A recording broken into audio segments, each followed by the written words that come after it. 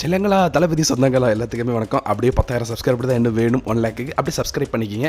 நம்ம ஆசைப்பட்ட விஷயம் நடக்க போகுது தலைவா, நம்ம ஆசைப்பட்ட விஷயம் நடக்க போகுது தலைவா, அது நடந்துருச்சு தலைவா. ஃபர்ஸ்ட் ஆஃப் ஆல் வந்து இந்த TN 2026 இந்த ஒரு படத்தை பற்றி தான் கடந்த 2-3 நாளாக வந்து சோசியல் மீடியாவிலே பேசிகிட்டு இருக்காங்க. நம்மளுமே வந்து 2-3 வீடியோ வந்து போட்டிருக்கோம்.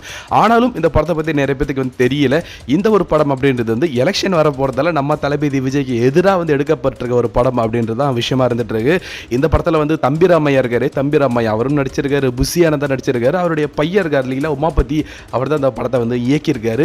இந்த ஒரு படத்தில் ஏற்கனவே வந்து தளபதி விஜய் வந்து விமர்சனம் பண்ணுறாங்க, அது வந்து ட்ரோல் பண்ணுறாங்க, ஒரு மாதிரி அசிங்கப்படுத்துறதுக்காக இந்த படத்தை எடுத்திருக்காங்க, தளபதி பேரை கெடுக்கணுன்றதுக்காக பண்ணியிருக்காங்கன்ற தகவல் எல்லாத்துக்கும் தெரியும்.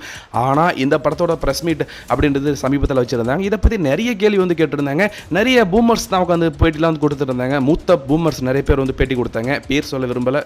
ஆனால் தம்பிராமையாவா இருக்கட்டும், தம்பிராமாவோட பையன் உமாபதியா இருக்கட்டும், இவங்க கேட்டலாம் வந்து கேள்வி கேட்டாங்க, என்னங்க நீங்க தளபதி விஜய் எதிர்த்துலாம் வந்து படம் எடுத்திருக்கீங்க, அவ்வளோ திமிரா உங்களுக்கு, அந்த மாதிரி வந்து பிரஸ்ல வந்து கேட்டிருந்தாங்க. அதுக்கு சொன்னாங்க, அண்ணா வந்து சிங்கம் மாதிரிங்க, அவரை எதிர்த்துலாம் வந்து படம் எடுக்க முடியுமா, அதாவது இந்த படம் அப்படின்றது வந்து தளபதி விஜய் அரசியலுக்கு வர்றதுக்கு முன்னாடியே நாங்கள் வந்து எடுத்தோன்னு போட்டு உருட்டாங்க பாருங்க, அங்க இருக்கீங்க நீங்க அப்படின்ற மாதிரி தான் எல்லாரும் போட்டு கிழிக்கிறாங்க.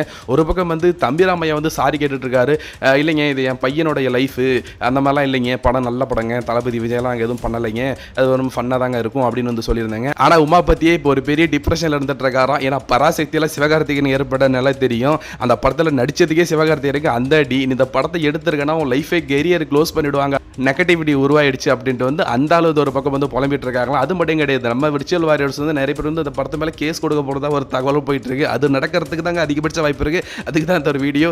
தம்பிராமையா அடுத்த வடிவேல தான் ஆக போறாரு. ஸோ இதை பற்றி என்ன நினைக்கிறீங்கிறத கமெண்ட்ஸில் சொல்லுங்கள். சப்ஸ்கிரைப் பண்ணாதவங்க சப்ஸ்கிரைப் பண்ணுங்க நண்பா. தேங்க்யூ.